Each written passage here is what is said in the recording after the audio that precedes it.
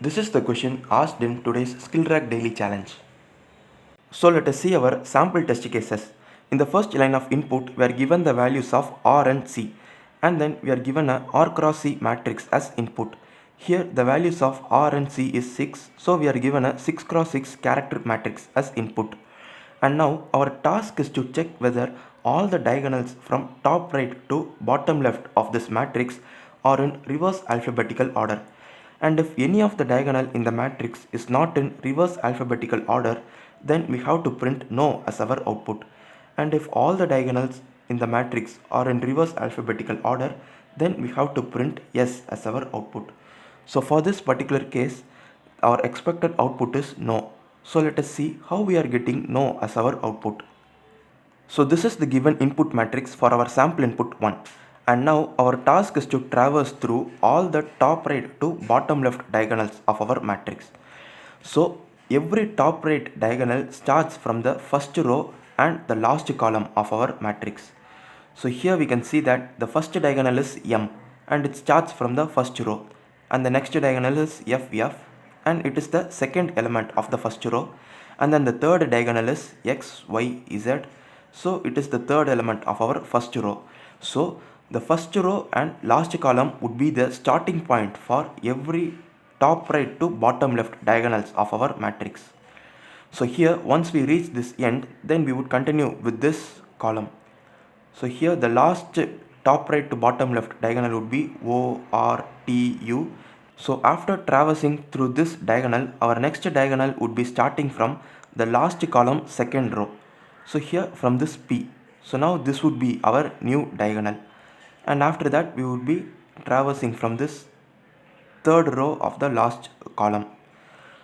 So to traverse through all the top right to bottom left diagonal, first we have to traverse through the row, and after traversing through the row we have to traverse through the last column.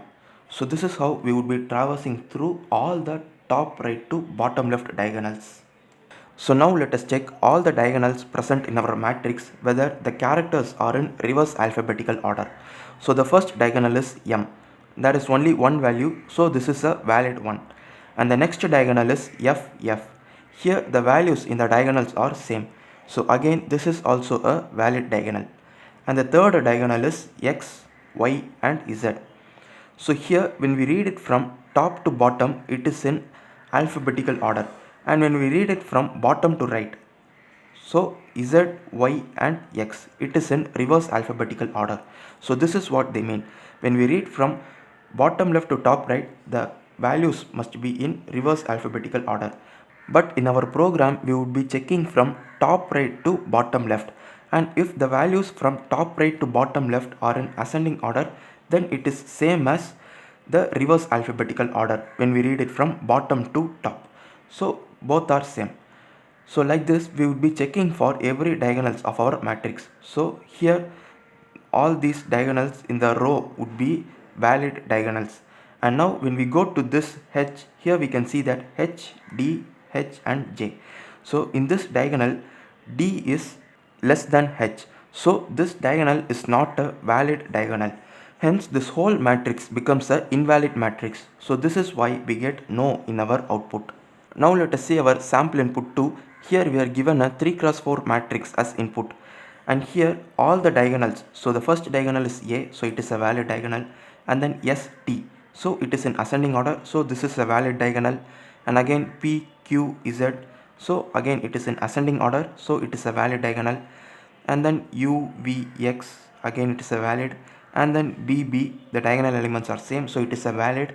And then I, so there is only one element, hence this is also a valid diagonal. So all the diagonals in this matrix are valid, so we print yes as our output. Now let us see how to write a C program for this. This is the program I have written. So first I am creating some integer variables, and in the next line I am accepting the values of R and C, and then I am creating a character matrix of size R cross C, and then using a nested for loop I am accepting the input matrix. So now after accepting our input matrix, we have to traverse through every elements in the first row of our matrix. So now to traverse through every elements in the first row, we are setting the value of I to 0 because the row index is 0. and then we are creating a j loop that iterates from 0 to c. So in every iteration we would be traversing through the diagonal, and in the next iteration we would be changing our starting point.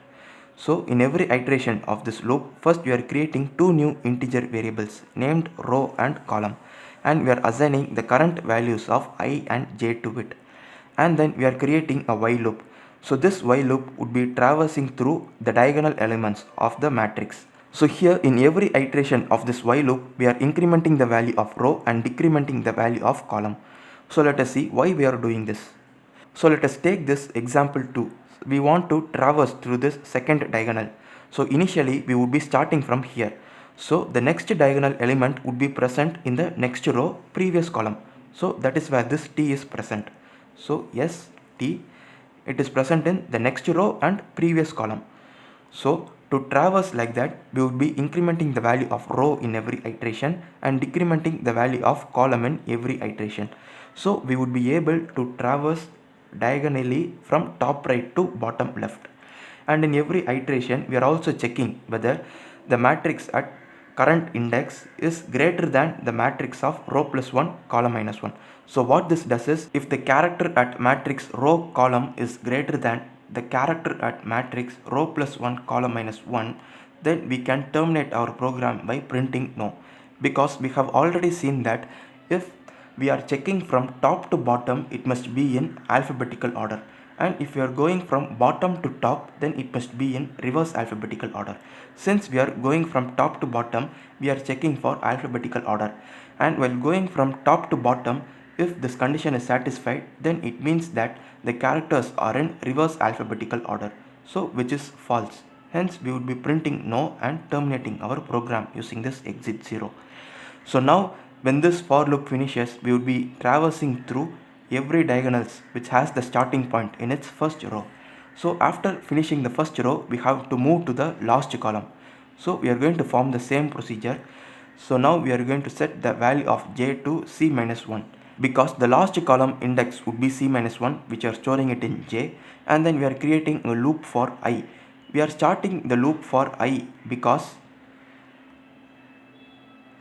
when we traverse through the row, we would have already finished this element, and now we have to start only from this element. So this is the first row, last column. So this is why we are starting our I loop from 1 and going till r. And similarly in every iteration we are doing the same thing. We are creating two new integer variables, row and column, and in every iteration of this while loop we would be incrementing row and decrementing column, and again we would be checking for the same thing while traversing through the diagonals, whether the matrix character at matrix row column is greater than the character at matrix row plus 1 column minus 1. So if any of this condition satisfied, then we can print no and terminate our program. And finally we have also included this printf yes, because if the diagonals are not in reverse alphabetical order, then it would have terminated somewhere, and if all the diagonals are in reverse alphabetical order, then after finishing both the loops, finally it would just print yes as our output. So now let us check our program with sample test cases. So I have given the sample input 1 and we must get no as our output. So we are also getting no.